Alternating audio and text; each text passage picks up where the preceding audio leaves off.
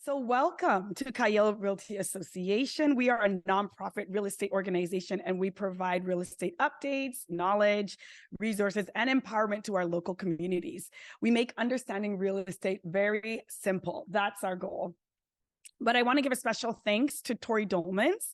She's one of our sponsors, and this beautiful space that we're in actually is Tori's space. So Tori, thank you so much for sponsoring this event. We're so grateful to have you. I also want to give a shout out and a thank you to Litzer Studios. As you can see, we're quite professionally put together here today, and that's because of Litzer. So thank you very much. I also want to thank the Black Women's Business Network and Black Buildup, as they have been instrumental in helping us get going as a nonprofit. So thank you so much. I also want to thank people who have actually donated. As you know, these things are not free, and it does take effort, and it takes brains behind getting something like this together, time, energy, money. So I do want to thank Chike Okwara for donating. And I also want to thank Winnie Williamson also for donating. And there's still time to donate. So if you would like to donate, please, you can do one of two things. You can actually either go onto the Eventbrite page and donate that way, or you can even just send an e-transfer to Chayil Realty Association at gmail.com. And both of those links and emails will be dropped into the chat by Mishu. Thank you, Mishu, for working with us today. You can actually use the link, and you should be able to click get tickets, and you'll see a donate option there. You can also use our email for e-transfer. Lastly, we will also be having a Q&A session.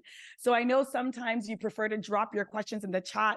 We're reading the chat so we can see it, but we'll also be having a live Q&A session, and that will be towards the end of our discussion. So please feel free to either put your questions in the chat or to use a link that Misha will share.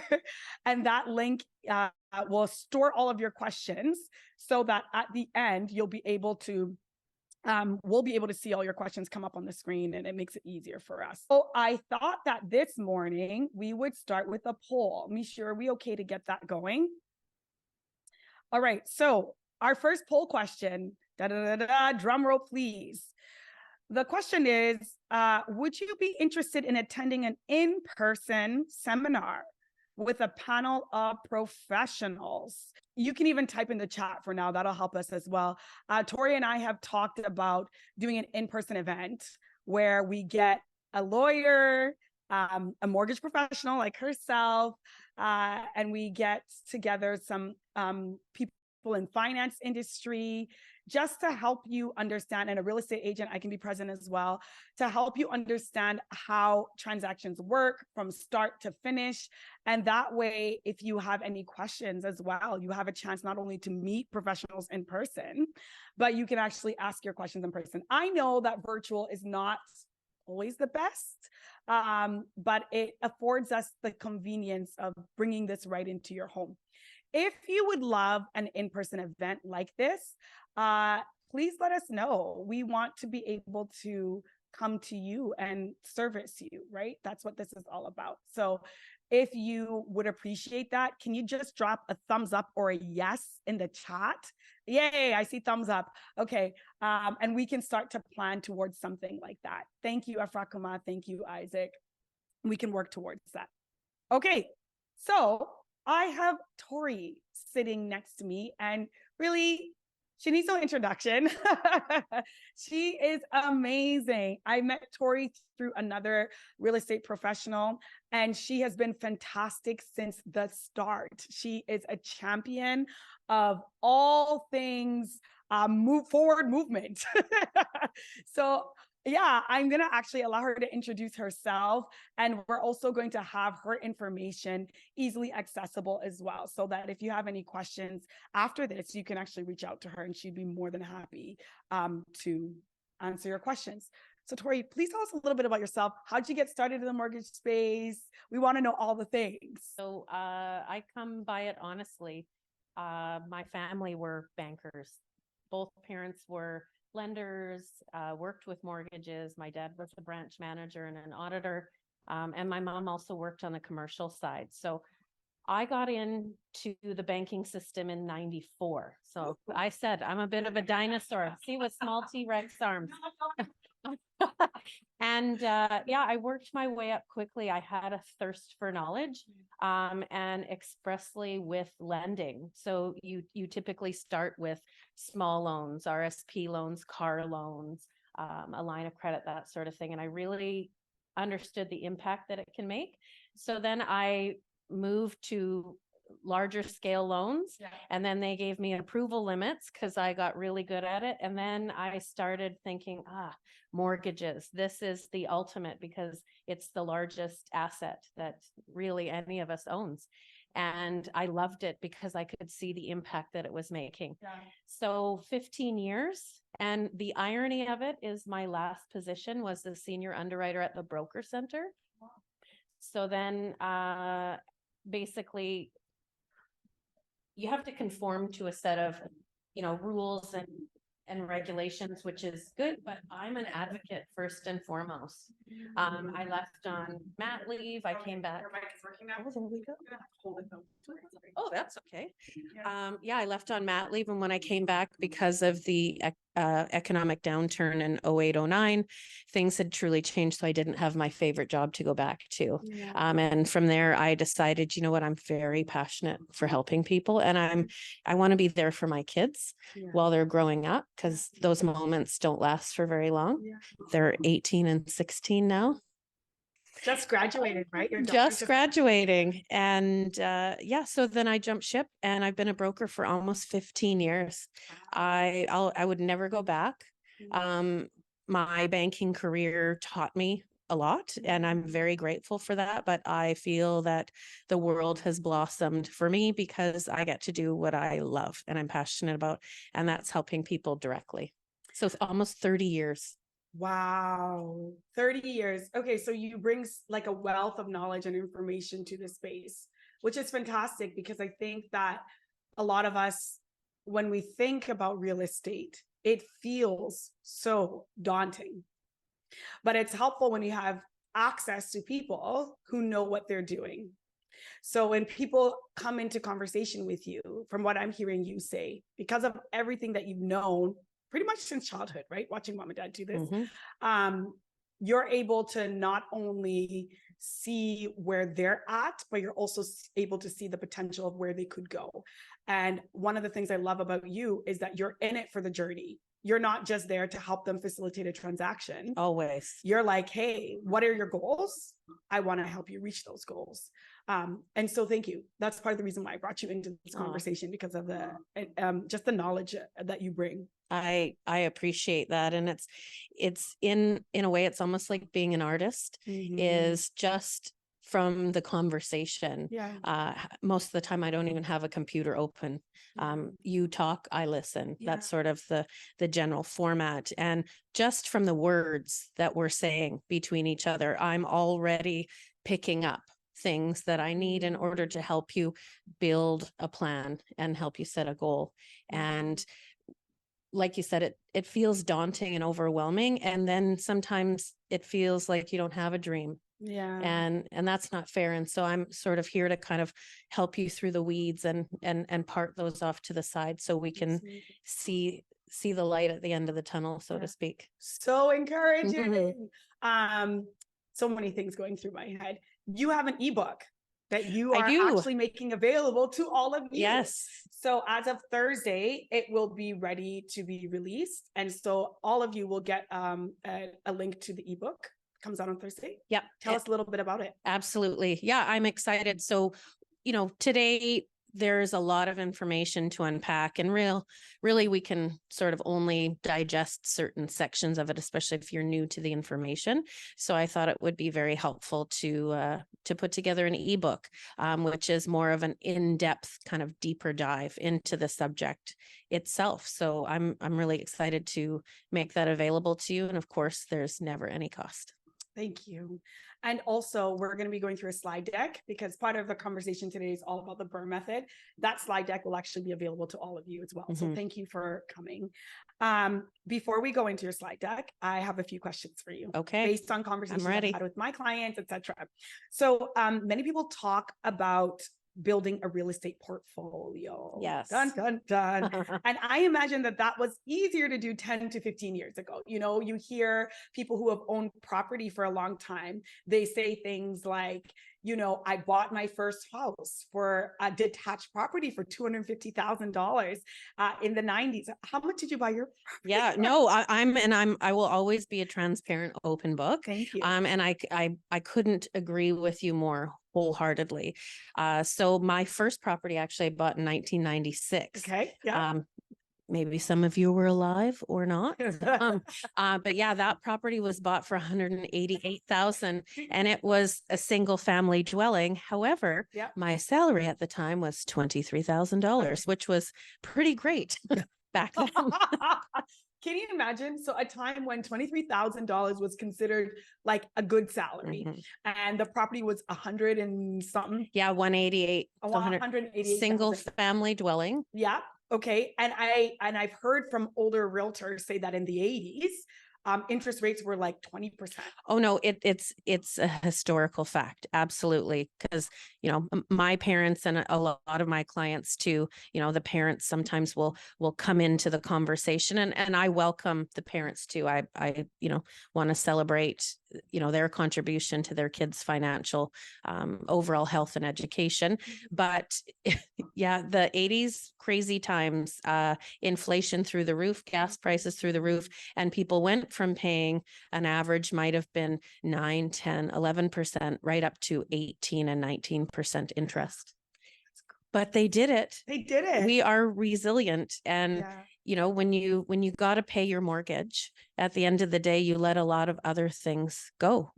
And that's true. Make some sacrifices. And we can learn from that today. So I guess my question is, you know, 10 or 15 years ago, I have clients now. A lot of my clients are young families, and they talk about how, yeah, I would have been able to afford a property 10 or 15 years ago, but I can't now, even though I make a decent salary. Can you speak to us a little bit about how things have changed and what some of the challenges are when we think about owning multiple properties in BC? Absolutely.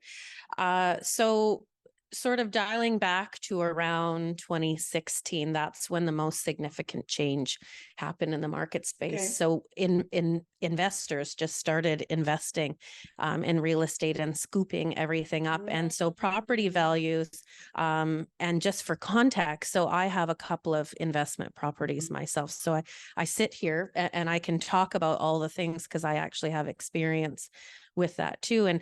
And so the values just shot up, and people weren't able to, you know, to buy easily. And as a result, what our government did is they try to put a lid on being able to buy as readily and as easily. So they introduced the stress test, which, you know, the name is out there, but there's not a huge amount of understanding with respect to that. So the stress test, they instituted a minimum rate at which your mortgage payment would be calculated for qualifying purposes. So even if your contract rate was going to be 3%, it had to be qualified originally at 4.25%. And then it moved up to 4.95%, then 5.25%. Yeah. It was 2% or 5.25, the greater of the two back then. And then let's slide forward. So 2016, you know, values rapidly increased, and we thought, oh, okay, phenomenon, that's never going to happen again. And then we had a pandemic, and people didn't leave their house. They didn't spend money. And so the government needs us to spend our money, but please spend it responsibly. So people started, as soon as things opened up again, they started putting, you know, their money back into the economy, and lo and behold, 2021, here we go. And so they switched up the qualifying rate, and it was 5.25% plus 2%, again, trying to slow that rapid movement, and which creates very low supply. And then inflation happened. So then all of a sudden we were going from, and I have clients who are still sitting on the back end of some of these files in 2020, 2021, 1.69 for a 5-year. So that's your contract rate, but your you're qualifying at 5.25. So they shifted things, and now when you qualify for anything, the contract rate, some people even last summer, middle of summer, rates 6.39, and you're coming off 1.69. So there's a term we call payment shock. And it's incredible. And so this is one of the reasons we do annual or semi-annual reviews on your mortgage, to make sure in foresight, based on the economy, we can predict what needs to happen for you in order to keep your home or maintain things or be able to refinance or just, even be able to repurchase something else. So they make changes, our government. I don't know how much consultation with the industry professionals, because trust me, we'd be, mine too, we'd be lobbying every day because we're advocates. And it's not fair, and often the wrong people get penalized for it. So yep, they're just trying to keep a tight watch. And at the end of the day, I do understand why we have the stress test, and that's because a lot of Canadians truly hold an awful lot of outside debt. Who doesn't have a car loan these days? An average payment's $525 per month. And then, many are carrying credit card debt, because let's face it, milk at the grocery store is never going back to $3 for a 4-liter jug. It's now probably closer to $5.79-ish. I don't drink a lot of milk. I try water. That's better for me. And it's cheaper. In your cereal? No, I've gone to dry cereal because it's more satisfaction that way. But, I understand the reason for it. It's to make sure that you are always able to afford your mortgage no matter what. Okay. Makes sense. Thanks for giving us a little bit of a kind of a history on that. I have another question for you. So when you, we've talked about, one of the talking points of this conversation, pardon me, is going from one property to multiple, right? People want to know how they can scale. Now, when you own more than one property, the government sees you almost as a business, right? And so what kinds of things are important to keep in mind when it comes to owning multiple properties? If you have a principal residence, that's great. Now, your end goal is to own more than one, let's say. So what kinds of things do people need to know in order to get to that place? Yeah, an amazing question. And you're so good with asking the right points so that we can deliver the correct information. So I love you for that. You really do have to consider it as a business wholeheartedly. And the first thing I always suggest in a multiple property opportunity is please have an accountant. Because unless you are a CPA yourself, there's things that we're going to get right and there's things that we're not going to get right. But the biggest sort of, I always call them the big three, is capital gains, cash flow, and at the end of the day, market rents. Because any property you don't live in is supposed to be generating passive income. And you have to keep your ear to the ground and pay full attention. And it is a business. And I can tell you that because I run that business. And I also, work-wise run that business as well. So, and each property is its own separate entity. And so you're going to have multiple mortgages associated, and each one, they're not always going to come due at the same time, and they're not all going to be the same interest rate. So you really become a professional investor. And that's amazing. And acquiring multiple properties is you can still have that goal. Even in the lower mainland market, it's all about strategy. Yes. Okay. So I just want to clarify something. You talked about capital gains. Just quickly tell us what that is. Okay. And yay for the provincial government of BC. Thank you so much for, again, tongue in cheek, checking with the average consumer or someone who already owns an investment property who would be subject to capital gains. I've owned one of mine for almost 20 years. Ooh, you got a lot of equity on there. I'm scared. I'm never selling it. Never. You'll be paying so much in taxes. Right. So capital gains. So of course, being an investment property owner, there's lots of write-offs and deductions. Right. Again, I'm not an accountant. Please check with an accountant. But the easiest way to describe it is if you buy a property for $500,000 and it's now worth $1 million, Right. the difference between the two, it doesn't matter the amount of mortgage for Right. capital gains and taxation. It doesn't matter the amount of mortgage. So you could have no mortgage on that. Doesn't matter. Doesn't matter. It's acquisition costs Oh, I see. Okay. and disposition costs. So Okay. buy, sell. What you bought it for versus what you're Mhm. selling it for. Yep. right? So that $500,000 Yep. before June of 2025, I'm going to cry. You were taxed on 50% of that gain. So you had a $500,000 gain. I would have to take $250,000 into income for the year I sold it. Right. Wow. So you Wow. have to make specific considerations. Please have an accountant. Now, after June, you will get a $250,000 increment that you pay 50% tax on. Wait, what?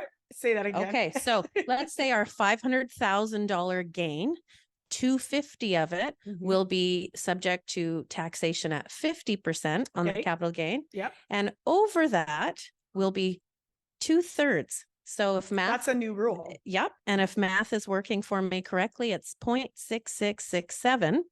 Yeah. And that hurts. That could be another $80,000 in tax or higher, depending on, I'm a math nerd. I could totally calculate mine on one of my properties, and I won't.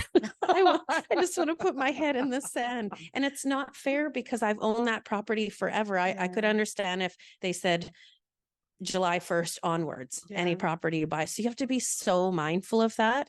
And you're not out here alone by yourself. Check with a professional. You can call me anytime. The advice and the information costs you nothing. I want to share. We all want to do better for each other and for ourselves. Mhm. But it's real. You have to be very careful. And, as a business owner, we understand the structure and the costs. Yes, of doing business. Yeah. And if your properties increase that much and you sell it, Yeah. because there's no capital gain until you've sold it, That's right. Yeah. then that cost ideally would be absorbed from your profit on the Okay, on I the property. understand. But essentially, in layman's terms, the government wants a cut of your profit. Oh, and they just right? keep wanting. And they want more and they cut. want more. Right. Okay. So this is let me reiterate. Mm. This is if you buy if you own property other than your principal residence, Yes. because we're talking about scaling, right? So if your primary residence, that's a different issue. You're not taxed in the same way. Capital gains. Oh no. Unless, because they just changed that rule too. Okay, so remember, I tell all my clients that the rules are always changing. They're Okay, so tell us so about this new fluid, rule. so fluid. And again, and this is something brand new, but it's effective immediately. If you have a principal residence, Yep. because they're trying to avoid the flippers, Okay. Yeah, right? people who buy properties. Right. And sell. So Yeah. HGTV is super fun to watch. And they're the ones that coined the term forever home. Yeah. But the flipping shows, they're amazing to see the transformation. But they don't talk about the taxation after. Yeah. So if you own your principal residence and you sell it within 2 years. Yeah. Oh, yes. Yes, that is new. You get the tax. Yes. So the anti-flipping. So Yep. they're trying to prevent people from buying and selling right away. So if you buy a property, you need to live in it for years or else you will be taxed. Yeah. And just think, use just the magic number of 3. Stay there for 3. Stay there for 3. Yeah. Sure. So even people that are buying pre-sale and they had it in mind that, oh, I'm going to buy this and sell it when it's complete. Not anymore. I mean, you can, but you'll be taxed heavily, right? So you want to reconsider that. I do have clients who have done that, who have bought property with the intention of flipping. Mm-hmm. And I had said to them at the time, like, hey, be prepared to hold on to this property because you just never know. And lo and behold, here we are. So we want to qualify you and make sure that you're okay to complete on that property because you don't want a situation like we're in right now, right? Where you can't complete and you bought it with the intention of flipping it. Well, and even if the assignment right? That's another The thing. assignment, Yeah, the magic word. yeah, The assignment is you selling the property. You yes, just can't get around it. yeah, And it's the same consideration. yes. So one of the things I always talk about and really try to hit home all the time is your risk factor. You have to assess it and reassess it and be fully aware and really have a 360-degree view before this investment happens. Okay. I want us to kind of change gears a little bit and talk about renting out in Vancouver. Mhm. So renting in Vancouver, renting out a home in Vancouver is not the same as renting in Calgary, for example. Oh, no. It's not. And so I want us to chat about that. There are some challenges associated with buying a home and renting it out, Mhm. right? Because I think, at least from many of my clients that I chat with, their thing is that, oh, I'm not going to be able to cash flow in the Lower Mainland because rental rates have not caught up. Can you speak to Mhm. that a little bit? Oh, absolutely. So the kind of the X or it factor with any market, but especially Vancouver and surrounding areas, Yeah. is your magic ticket is the amount of capital or equity investment you have in. A lot of us still have that mindset of, hey, I can get in with as little as 5%. And we have that kind of that scaled upwards on Mhm. your principal residence. Mhm. If it's, you can have a principal residence and have a rental within it if it's a single family dwelling. You can have a principal residence and have a rental within it if it's a single family dwelling. For example, you can live on the upstairs and rent the basement. Absolutely. And just again, here's our government once again adding some kind of defined layers is if you have a property that's under $1 million, you can put under 20% down on that. If you have a property under $1 million, you can put under 20%. Yes. Yes. That is the only 5% of the circumstance. Yeah. Yeah. Exactly. I know there's another webinar Yes, I on that know. because Yeah. it gets complicated, but Yeah. any property automatic in BC Right. and Canada essentially is 20% down automatic if it's over $1 million. Right. Yeah. They don't care about anything else if it's your principal or whatever, Yeah. but you need So to put 20% down. Yeah. heck of a home in Alberta. That's for sure. Yeah, that's right. Right. Yeah. But yeah, so realistically, I mean, you can absolutely acquire investment properties in Vancouver, Richmond, Burnaby, Coquitlam, Mhm. but it's your equity investment into that property. Because if you know, for example, I want to buy a condo Yeah. and the market rent, which you have to really pay attention to and Mhm. check with your local favorite Yes. realtor, Yes. Hey. is okay. So, and we don't need to complicate it. If you are buying at $800,000 Yep. and you say, okay, I have saved 160, that's 20% down. Mhm. That is $640,000 mortgage. Yes. Just raw math here. Even if we did $500 for every 100,000, that's over $3,000 a In month. mortgages. Yeah. And an $800,000 condo probably is 2 bedrooms and maybe 2,200 a month. So without even kind of taking a second breath, we know that that property is not going to cash flow itself. On the flip side, if you had $500,000 down, I mean, It will cash flow. okay, let's right? keep buying lotto tickets too, right? Yeah. But no, it would cash flow because you've got a $300,000 mortgage and likely it's under $2,000 a month. Again, strata properties, we have to consider those hard costs. Yes, of course. So we don't need to make complicated math. I mean, I have to use the complicated math when it comes to qualifying Mhm. because what our budget or cash flow is different for the lender. Sure. So what I tell people is that if you're buying an investment property, you're buying a property that you want to rent out, just bear in mind that you're probably not going to cash flow for the first little bit, at least. And that scares a lot of people. And I want you to talk a little bit about how we can change our mindset, because a lot of people think, oh, I'm not cash flowing, that I'm not going to do it. But there are ways we have to approach this as a business. Yes, it's true. You're not going to cash flow, but why are people still buying investment properties if they're not cash flowing? Right. Okay. Let's shift the mindset just away from properties to, let's just say, cars. Sure. There's definitely a certain market for certain vehicles and we buy them because they don't lose value or realistically appreciate. I'll give you my neighbor, for example. Sure. I just live in an average Cloverdale neighborhood. Mhm.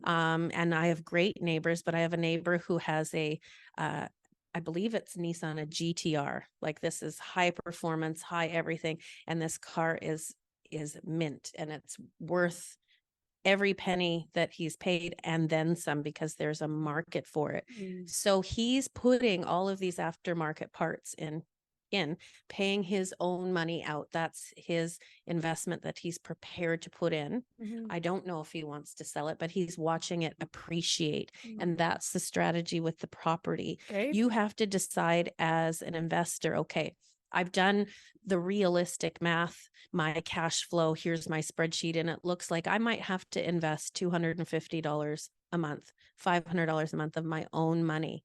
Okay. But in our market, again, with you as their best and most amazing partner, Mhm. we can talk about appreciation for Right. this investment. And, realistically 6 to 9% every year. Yep. So is your, let's just say it was $250 a month. That is, what is that? $3,000. You do the math. Oh, I think I did it. That's $3,000 a year. Can you afford $3,000 a year for your property to appreciate $50,000 or $100,000? And that is something, again, it's risk factor, but you need to be comfortable with that as an investor. Ah, I love that. Okay. So one thing that I say to my clients sometimes, it's like a lot of them are like, I'm running to Alberta to go buy property because my property's not cash flowing. Mhm. But if we approach this as a business as an investor, yes, I might have to put in an extra 250, 300, 500, whatever it is Mhm. per month, which comes out to, I don't know, call it, what's the example you use? You use 250. Yeah, $3,000 a year. So let's say that I have to invest $3,000 a year into this property. But if my property is appreciating 6 to 9%, they say on a 10-year average is 10% per year. If my property is appreciating at that rate, I'm actually like a stock. I'm actually seeing that my money that I'm putting in, my 3,000, 4,000, 5,000, is actually paying itself off because it's an asset that's appreciating over time. Return on investment. ROI. And again, here we go back to, I have friends in Alberta. I love Alberta, but we have to look at that market. That market is Tell not. the truth, Tori. Preach to them. I do.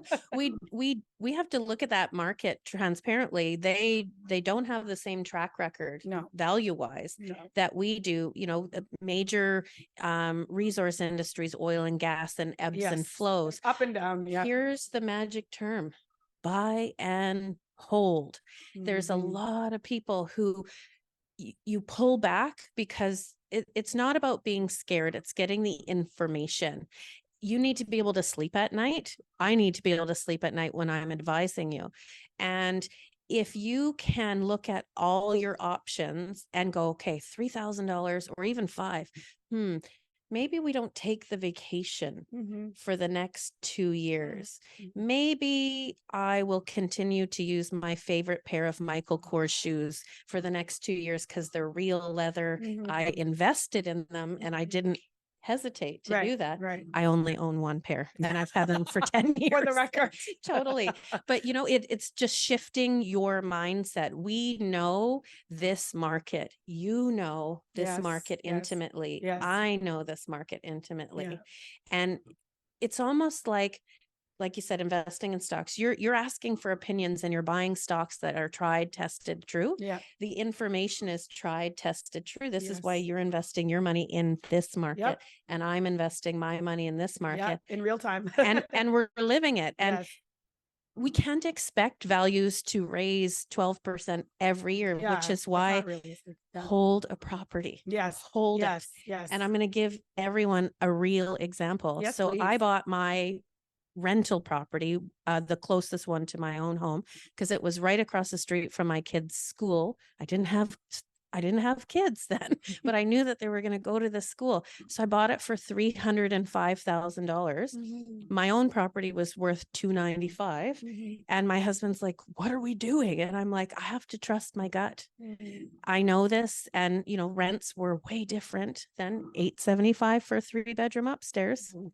and $675 for a 2-bedroom downstairs. Wow. but we made that investment, and I'm going to be very truthful. I wanted to sell it in 2016 You did. because it increased Oh, the value. to, Yeah. to 700,000. Right. And so my husband and I, we've been together for 34 years. So I know long-term relationships. And he's like, what do you know? We're crazy. It's not quite cash flowing itself. And we've been investing. And I'm like, no, I just don't want to deal with it anymore. You know, whatever. And I'm going to give Mike a shout out here because he was right. We didn't sell it. And that property today is worth $1.4 million.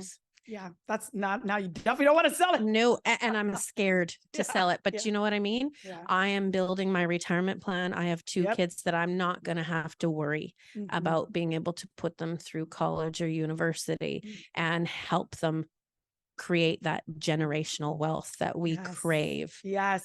Oh, this is so good. I hope this has been helpful to you guys. Please put a thumbs up in the chat if you've loved our conversation. We're going to shift gears to, she's prepared a slide deck on the BRRR method. What does BRRR stand for? Can you please just, we're going to share our screen so you can see her slide deck. And again, you'll get this slide deck for yourself as well. Totally. So BRRR doesn't just mean you're cold, and it's definitely a cold day.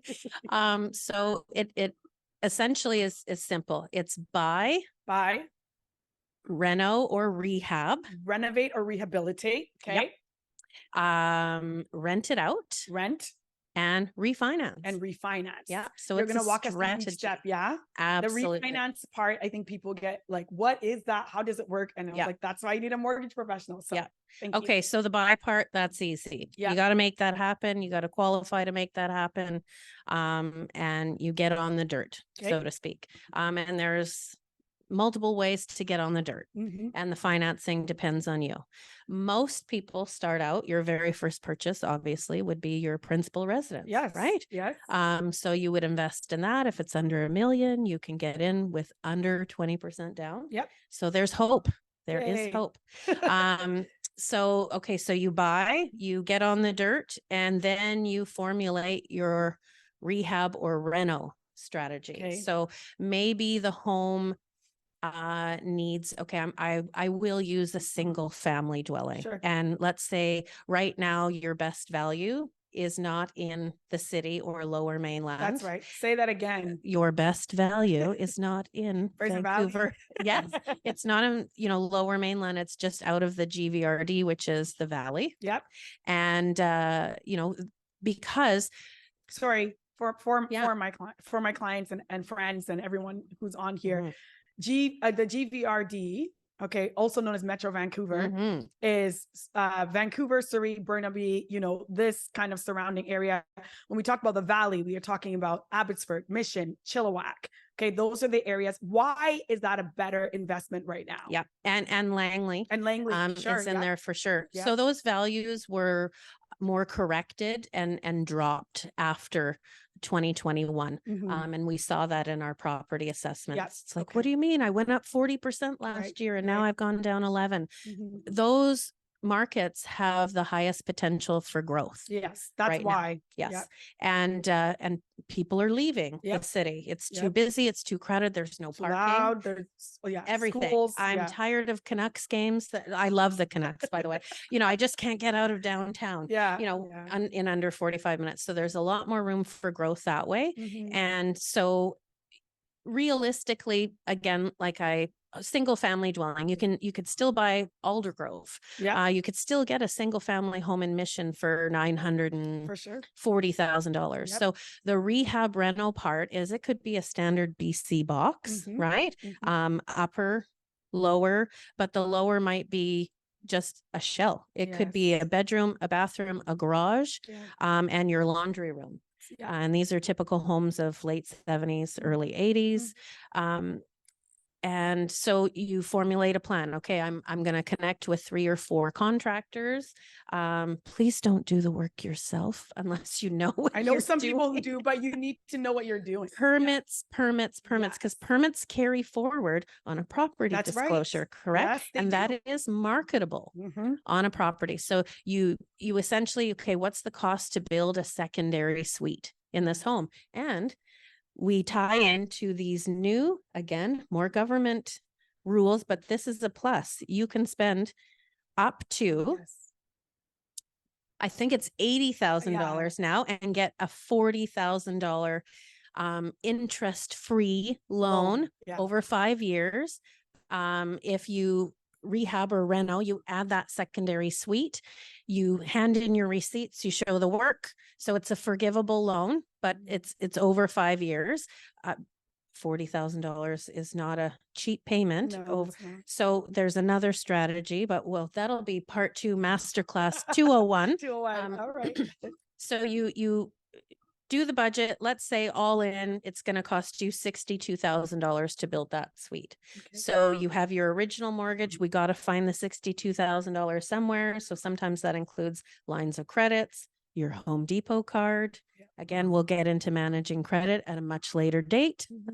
And so you've put on a brave face. You've taken on all the costs yourself. That's a risk and a liability. Yep. Now, the next step is you're ready to rent it out. Yep. So your market rent has now, let's say you're going to get $1,800. Sorry, Mishu, follow us on the slides, please, if that's possible. Oh, Yeah? this is committed to memory, girl.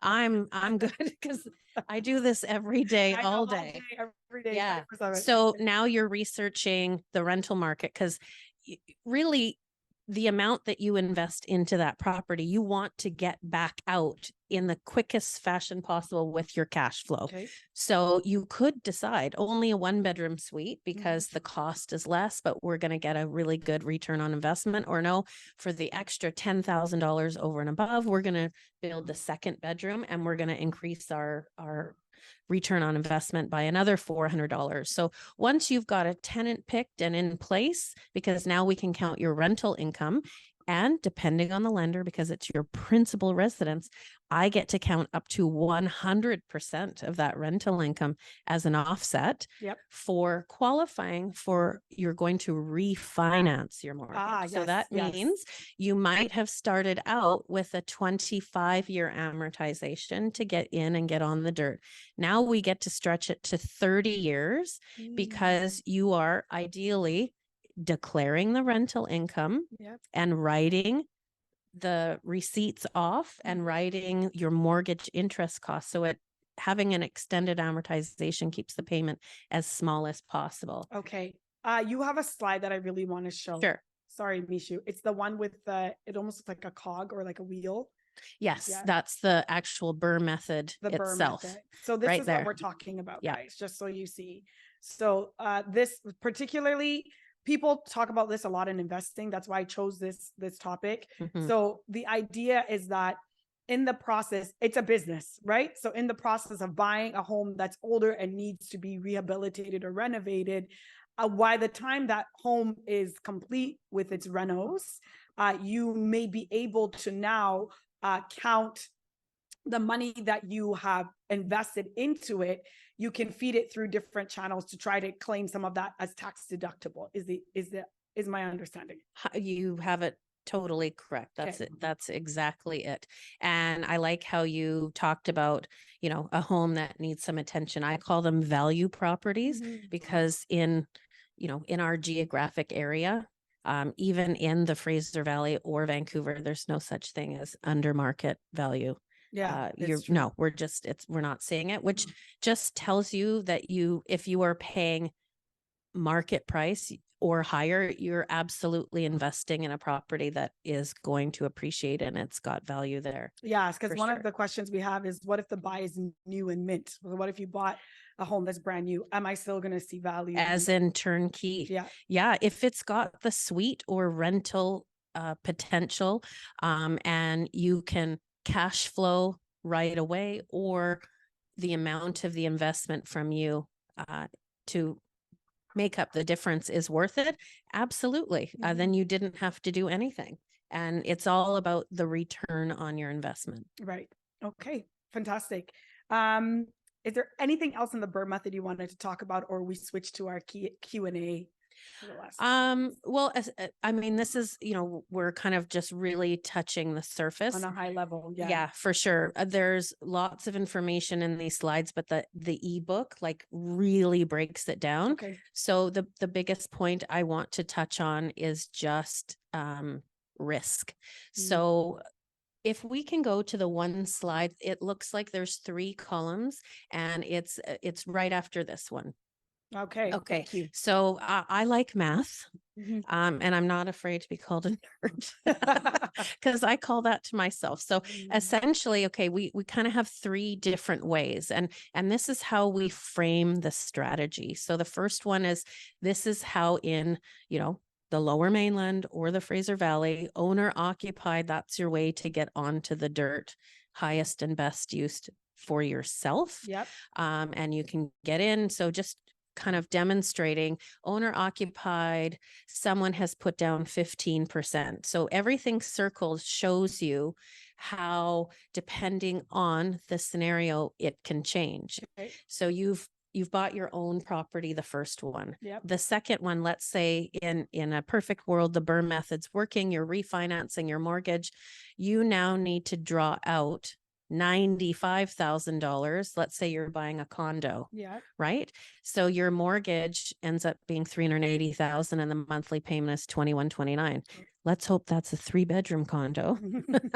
Maybe not. Yeah, maybe not. Yeah. Right. But you know what I mean? That's how kind of that end can work. And then the third one, which I have access to, this is the one that really takes kind of a special perspective, but really the business mindset, because I have some amazing examples to share over time, or whenever anyone wants to know, is alternate financing. Oh, So yes. this is kind of the private space. I, as a licensed broker, PS, no one at the bank is licensed at all. I didn't know that. No, absolutely not. wow. Because the bank itself is licensed Yes. for their needs and federally or provincially regulated and protected. Right. So your bank employee, and no disrespect, I was a bank employee and amazing people work there, Yes, yes. but they're not licensed and they have sales targets. Okay. So I want you to do what works best for you. I'm just always here for advice, but I am mandated with my license. I have to act in the best interests of the client. So this is always, especially with private or alternate financing, that really comes into effect. You can purchase a property with private money, and I will only work with registered mortgage investment corporations. Okay. They're licensed the same way, not, Todd's ABC Mortgage Co., where, Down hey, the street. right, they'll lend you, $180,000 at 19.27% interest or 26%. Right. I don't know if Fairstone, Capital Direct. Yes. Ooh. Yep. Okay. Time and place and need, but Right. it is possible as a strategy, and as a business owner, okay, I'm going to use this private money to acquire 2 properties. The qualifying is way different. Sometimes it's your credit score and the fact that we have an exit strategy. So here's where this method comes in. And I have 2 clients, very successful, and they're both under 30. Wow. Is we use this strategy. They go in, they buy condos in the outer lying interior areas. Okay. So Trail, Okay. Cranbrook, Right. Yep. near infrastructure. They live here, They live here. but they're investing in Yes. Trail. Okay. My ears Hospitals. are perked. Yeah. Yep. Mhm. Hospitals, banks, schools, policing, all That's what you look for. universities, Yeah, right? Student housing, Yeah. things like that. Yeah. So they've bought a property. They had 30% of their own equity, Okay. but 30% of $400,000, that's $120,000. Yeah. So they came in with a 120, they're borrowing the rest. Yep. They're maybe doing some minor fix-ups or major ones. Mhm. And the plan for them is to rent it out, cash flow, or sell and buy up and get that next property, that because the property appreciated, Mhm. they're buying a better property. Okay. Yeah. Okay. And so that's where we would use alternate alternate. financing. And because it's for an investment, Mhm. your cost to acquire that financing is all tax deductible as well. So again, that next workshop with Yes. tax professionals Yes. will be very The one helpful. we talked about Yeah, going in person. definitely. Amazing. Okay. So, and again, these will be available for you guys to use as a reference. Mhm. We talked about different aspects of the BRRRR method. We weren't able to cover everything. And we are going to be jumping into our Q&A Mhm. here, but I want to do a poll. Are we good for polls, Mishu? No, not today. Okay. I wanted to know if you would, I wanted to know if you'd be interested in doing a pre-sale kind of excursion as a group.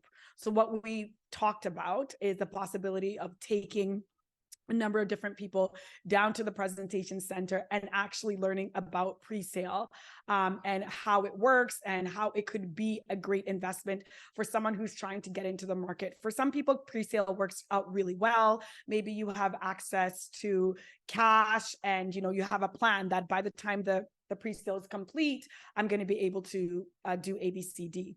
Even in the event of buying a pre-sale, I still recommend that you please ensure that you are pre-qualified for the pre-sale. And here's why. Here we go. Here we go. Okay, let's look at the last 2 to 3 years, for example. And I have had this time and time again. Mm-hmm. You qualified at that moment.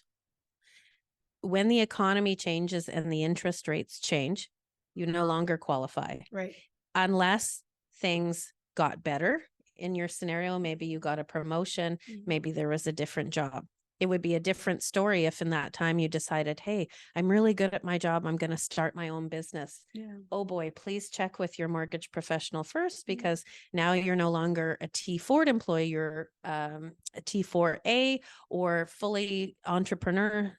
And that is a whole different set of rules. It is. Yeah. And the risk factor to you is very big. Mm-hmm. So if you qualify today, one of the best things you could do is build in interest rate hikes just in case, to say, what's my threshold for me no longer to qualify?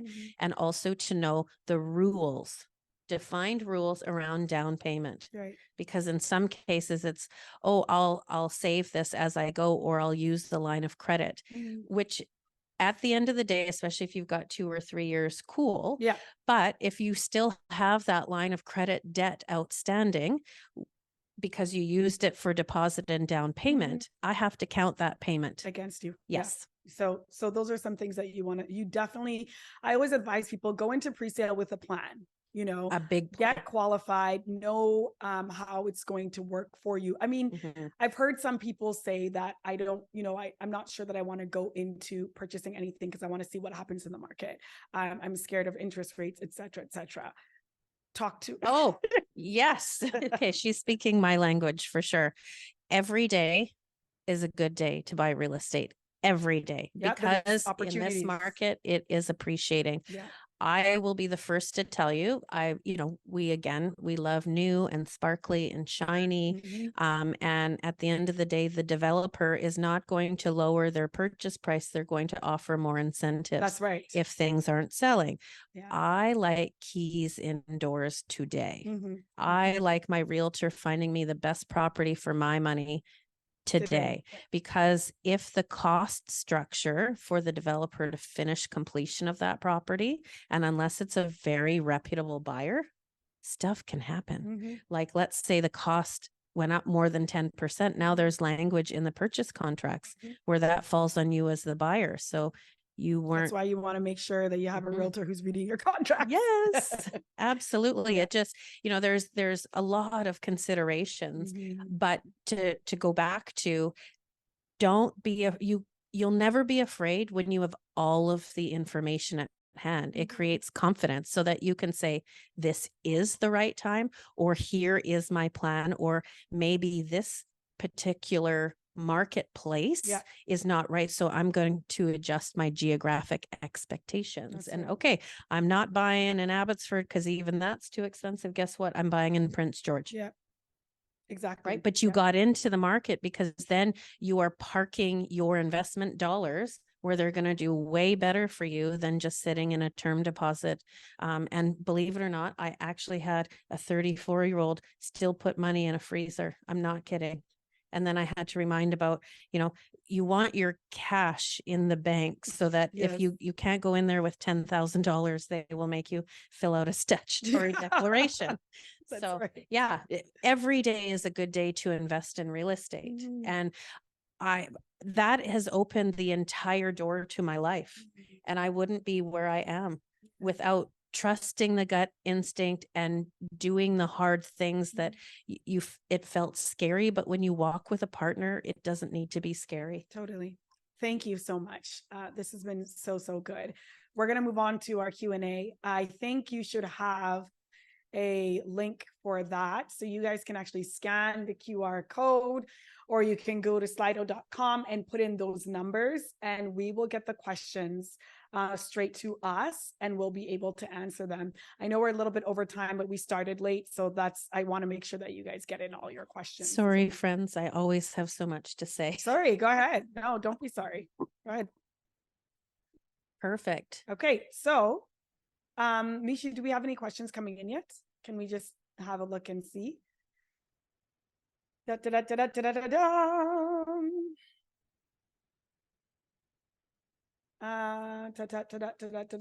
Any questions? So yes, so click on, no, go back to where we were. Go back to the Slido app. Yes. Okay, we don't have any questions. Nobody has any questions at all. If you have a question and you want to talk, you want to unmute yourself, you can feel free to do that too. Slido just makes it anonymous, so we don't need to know who you are when you're asking the question. But if you would prefer to unmute, you are welcome to do that as well. I know we have so much to talk about, Tori. Right. Well, and that's the thing too. Sometimes, I mean, it's all at such a big, broad level, and there's so much information that maybe perhaps once they get the slides and the ebook, there will definitely be more questions. Sure, for sure. Okay, we have one from Isaac. Okay. What is the farthest distance you can buy from work and be mortgage approved? Okay. I love how your mind works, Isaac. Thank you so much. That is an awesome question.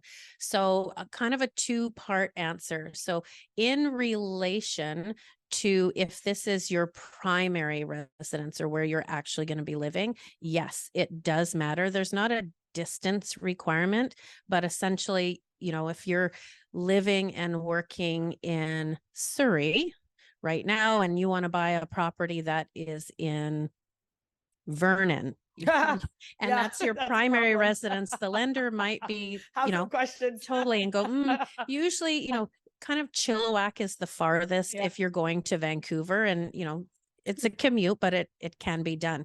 On the investment side, absolutely no limits. So you can live in Richmond and you could buy in Cranbrook. There we go. If you want to. It seems that we have some questions. Oh, okay. The second question, he had a part two.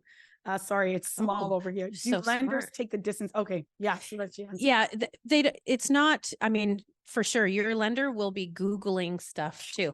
And believe it or not, they actually, if you say you work for ABC Studios Limited and you've worked there for 3 years, it's my job to vet that, but they will also be doing their back checks too. Make sure you are who you say you are. Yeah. But if you're looking at buying and it's a 2-hour commute, they're probably going to come back with a big question mark to go, how are you going to do that every day? Need more information. Well, I'm taking a helicopter to work, right?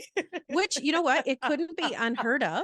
Right. And there is a story for everything. And when I say story, it's not a made up one. Yeah. We do have people who fly to work every single day. Must be nice. So it needs to fit the scenario, but that's also my job to advocate.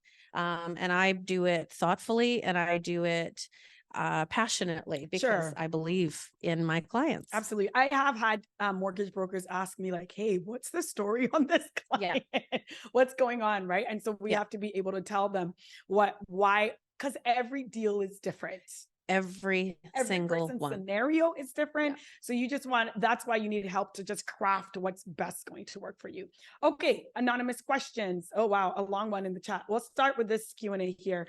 If you already have a primary home, do you need to put down 20% for an investment property less than $1 million? Yes. See, girl's smart. She can answer it already. Unless it's your primary residence, minimum automatic 20% down. Ooh, the questions are coming in. Okay, we've answered that one. Love it. Hello there. If you purchase a property and you get, Mishu, once we answer, you can actually, I think just, you can check it. Yeah. Hello there, if you purchase a property and you get as little as 30,000 or 50,000 capital gains, is there still a 50% tax on it? Every dollar is subject to capital gains. So in this case, because it's a gain of under 250, it's taxed at 50%. If there's a gain of over 250,000, you fly up to the 2/3. Yep. Okay. Is vetting proof of income more difficult when one is self-employed, stated income? You guys are so smart. Very and I smart love the questions. So this one, it's easy. No, it's not more difficult. There's just a lot more documents. Paperwork, yeah. Yeah. So, and there's levels of self-employment. Are That's you right. incorporated? Are you limited? Right. So if it's just a sole proprietorship, just quickly, it's 2 years of full tax returns and the most 2 recent years. So we know that tax deadline is Monday. Is it Monday? Husband, where are you? You're Monday, late. no, or Tuesday, right? Whatever day, April 30th is. Yeah. So, okay. So then we kind of flip over. It's been 2021, 2022. Yeah. They kind of give it about 6 weeks or so. And by June, we're going to be asking for 2023 and 2022. So if you don't have your taxes filed, you got to get them filed. Please get them filed. And for corporations, then we also need corporate tax returns, and we do business searches, and we have to have the owners, partners, directors, all that information too. So absolutely, it's not more difficult. It's just more paperwork. Documents. You got to have your trail. They need to see your trail. What are the basic tips for a young single person entering the market? We love those. This gets me very excited. Okay. Very How do you advise saving up for a down payment? Okay, yeah, that's the question. Absolutely. There are so many different ways to save, but essentially, the biggest thing I could recommend right now is you need to take a look at your cash flow. What do you have coming in? What do you have going out? If you're noticing, for example, you have 7 different streaming memberships, you may want all of them. You may want to I'm not judging ever. You may want to consider highest and best use of your cash flow. I would start the First Home Savings Account. FHSA. Yep. Yeah. And a TFSA. Yep. RSPs are good. And we have so many things that have increased. It was 35. Now it's 60, I believe. Paul might be I will double check. I know a lot of things. I just don't have everything memorized because it's all changed. So RSP, TFSA, First Home Savings Account, those are great ways to save. Any way that you can save, all of those things can be used towards saving for a down payment. And set a goal. Take a look. How much are properties worth today? Figure out your 5%. Yep. If it's $500,000 or under, and just go for it. And be smart with your money. Like I've seen some people they get money back from their tax return, and the first thing they do is go shopping. Like I would put that towards a down payment of a home, right? Absolutely. I just 3 weeks ago had a beautiful couple get married, and instead of going on a honeymoon or any funds that they receive, they all put it in a joint bank account, and that's being used for a down payment. Smart. Right, that's gonna help you in the future, right? Absolutely. So those are some of the things that we think about when we think about being a homeowner. How much does it typically cost to renovate a property? Can the renovation cost be included in the mortgage? Okay, 2-part question. I'll answer super fast. So average renovation cost totally depends on what you want. Do you want a new kitchen? Do you want a new bathroom? Kitchens are the most expensive, but sometimes a renovation could just be new windows, but really paint, moldings, flooring, right? Those are 3 quick hit items. right? Lipstick. That's what we call it. Lipstick rentals. Love Yeah. it. Mhm. And that can be as little as $10,000. Right. It can be included in the mortgage. So let me just, there's a first part, there's a program called Purchase Plus Improvements. Okay. Tell where us you about it. can buy and essentially factor in up to $40,000 Mhm. into your overall mortgage. It works almost like a mini construction mortgage where you get one Sure. extra advance after, Yep. but you're approved for the full mortgage. You only get the initial buy piece at the Okay. beginning. Yep. If it's a home you already own, we do a refinance. And we analyze what's best for you. Would we do this as a home equity line of credit so that you could utilize that again? Or do we build it into a brand new mortgage advance and stretch the mortgage out? So what I'm hearing you say is that there's no one size fits all. No. There's different things that will work for different people depending on your situation. Right? 100%. So a lot of people like to do a lot of work themselves, thinking through things themselves, which is fine. But I still suggest getting in touch with a professional. It literally costs you nothing to do a consultation, right? And just sit down and say, hey, this is what I want to do. What are your thoughts and plans? Maybe it costs you your time, but what are your thoughts towards this? What would you advise? You know, and so that's why I typically say give Tori a call. Tori's information, by the way, Mishu, can you highlight it and drop it in the chat for people? You can contact her on socials, IG, Facebook, Tori at mortgage by Tori. Tori at mortgagebytori.com is her email, and getmodern.ca is her website. All right, we got to burn through these questions. Okay. Let's go. You guys I love these questions.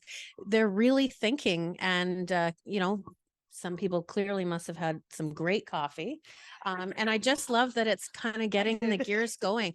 So I love this next question. Are you So able good. to buy a unit, stay in it a while, move out and rent it out, especially if you found a place to rent for yourself that's cheaper than the unit you bought? Simple answer. Yes. Absolutely. Why not? Absolutely. Yep. It's all about cash flow. And if you've been in there for a while and you're noticing maybe your costs are creeping up, and you could get a renter in that replaces that, and then some, and you found something better. Absolutely. Hey man, I know some people who bought property and they're living with mom and dad because they have a strategy for how mom and dad said you can stay here for free. Okay, great. And I own property. Okay, great. So now I have a strategy of making sure that property cash flows by year 5. I can refinance, bring the payments lower, and et cetera, et cetera. So it's about making a plan, right? That's going to work for you. Just the quick disclaimer is that when you're buying the property initially, if it is for your primary residence use, you have to be very clear on that. If you truly intend to buy and rent out 6 months later, disclosure to the lender, because we could lose our brokerage license. You could be audited and have to pay back any buyer exemptions, things like that. So what is the minimum amount of time they have to live in that property if it's a primary residence? So again, very gray area, very gray. And it really, you have no control over your circumstances. Let's say you're in there for 6 months, a family tragedy happens. You need to go home and look after a parent. This is not a story that none of us have heard about. And now, you have to go back home. Okay, there is a reasonable explanation. It's kind of the deceit attempt. That's where they're looking to crack down. They don't want that. No. And I'm not purporting in any way, shape, or form, buy 6 months later, you're out. I mean, market rents are also going to go up. So, you just have to gauge your own scenario. Okay. Yeah. Thank you. Next question. Do private lenders loan based on the home's market value or primarily the applicant's income? Okay. Oh my gosh. I'm just so in love with our session today. Okay. So almost 2-part. Are you borrowing against your own residence, or are you borrowing to buy and you need the mortgage private funds on an investment property? The investment lender is going to look at both values, especially if we need to do, here's a fancy term, it's called an inter alia mortgage. It's where you own, so I own, maybe I have no mortgage. I don't want to refi my own property. I've got cash in the bank. I want to use someone else's money because that's a larger deduction, whatever it needs to be for tax Your purposes. write-off, whatever. Totally. Yeah. So they are going to put a mortgage over my home and the new property. Against, yeah, okay. Yeah. Yeah. If that's part of the scenario. If it's just, hey, I have cash and I'm buying an investment property, they're only looking at that property. They're still accounting for the value of your home, but they're not necessarily going out and having me order an appraisal I see. on it. I see. Yeah. Okay. And yeah, okay, that makes perfect sense. The home buyers plan for RSP has been increased to 60K. Thank you very much. Thank you. I appreciate that. I mean, I have to be truthful. I don't know all the things. I know of them. I know all the rules. There's so I many knew things, I knew them though. all. Yeah. One time. Well, yeah. And but that's why we were able to go back and have a look, right, at what the government has stated. How important is Oh my one's credit gosh. score? Oh my gosh. So whoever came up and asked this question, I love you. So your credit score is everything. We have minimums. Anything below really, okay, 600 is kind of the absolute bottom. Okay. And even then you're probably not getting best rates. 680 in my world, that's the magic number. Okay. That's an okay credit score. Yeah. And again, another webinar, I can show you how to boost your credit score within 60 to 90 days. Come on. And switch it up and change it. Come on. 800 plus. Oh my gosh, you're a unicorn. Yay, love you. I have seen the highest credit score I've ever seen in my life is 959.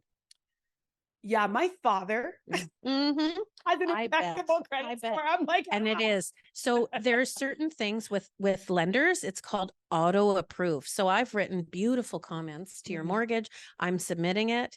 They may not even need to look at those. As soon as it passes their test, if you have really good, consistent income, yes, and if you have a credit score of X number in their system, you're auto approved. Wow. That's why a lot of us can call up a bank if we know we've run our credit impeccably, perfect. You get all those flyers that come pre-approved for a credit limit increase. Yes. Check with your favorite finance professional first to see if that's a great idea. But that's why, because you're auto approving and you are a really good risk. Okay. Yeah, they don't mind lending to you. Not at all. All right, couple of questions that we're getting through. We're almost towards the end here. Is it a better idea for first-time home buyer to buy a home that can equally be rented out as well as being the principal home? Okay, so in this, I'm going to interpret that question as if you're buying something that has a suite in it, because if you're buying a condo, you can't live in it and rent it out. It's one or the other. Right. Okay. So maybe this is what this person is thinking. Some people are buying a 2-bedroom and they're renting out a room. Okay. Yeah. So good for you on the cash flow. As the lender's perspective, they can't use that income. Right. That's short-term rental. Yeah. You're not a boarding house, and it either has to be a standalone rental or it can't. And even the Airbnbs that are allowed in those remote areas, that is a business. And in some cases, you might be subject to commercial lending, in which case that's, we've jumped out of the residential space. What about someone who is renting long-term, like getting a roommate, for example? Right. But that's still considered, it's not a standalone rental. It's communal kitchen, communal bathroom, everything. So that is excellent for you to supplement your cash flow. And the best thing you could do is take every dollar of that room and board and shove it on your mortgage. There you go. So you can do that, but you're going to be, it's still a principal residence, right? Because you're living you bought a 2-bedroom and you're renting out a room. A lot of people are doing that right now. And I don't know if you want to check with your tax professional to write off the room and board. I don't know. I'm just me speaking personally. Yes. No. Okay. Why is that? Because you're not creating passive income in the same way as a standalone rental. And I feel that it's too gray of an area. And who knows what CRA, again, new rules have been given a lot more power. Yeah. So they can, the big bad tax man or woman can now come get you. So just take that money and put it in your mortgage. Yeah. Well, that's your best option, because you're going to increase the equity, pay the mortgage down, and be able to refinance to buy the next property down the road sooner. Sure. Yeah. Okay, great. Okay, we are getting towards the end. I think we'll take, let's see, Tori, which of these is your best, the question that you want to answer? Okay, so for sure. Okay, I like the second and the third one. Let's go with that one. And the first one I can answer anytime. So there's no tax on down payments. Okay. It's tax on sale if it's not your primary residence. Correct. Okay, so if you buy a property and take out the equity to buy another one, that's not capital gains, is it? No, because you're doing a refinance, you're doing an equity takeout, and that is now you've made yourself a professional investor. That's Congratulations. right. Yay. This is why people do the BRRRR method, by the way. This is why people continue to acquire properties. They're trying to avoid the capital. As long as you buy and hold, there is no tax or there's no implications on taking your equity out of your property. It's when you sell. Yes. That is when we're talking about capital gains. And then the last one, what are the consequences when you breach a fixed term mortgage rate? Say you want to refinance before the end of the term. Good question. Brilliant thinking. So there's more than one way to really look at this file. Absolutely. If you're in a fixed term contract, and that can be fixed rate or variable rate. Variable rates carry a penalty and it's unavoidable. It's 3 months interest period. When it is a fixed rate mortgage, because any open mortgage, you could come pay it out tomorrow, no consequence, but you're probably paying 7.5% on that. So if, just quick example, if I don't have a mortgage that matures till January 2026 and my rate is at 5.24% and I want to refinance because I need to consolidate some debt or I'm ready for an equity takeout. There won't be a penalty if I stay with the same lender and my mortgage professional has reviewed all the terms. I may be able to do what's called a blend and extend, which takes your current rate, blends it with the new rate. You get what's in the middle, no penalty, carry on.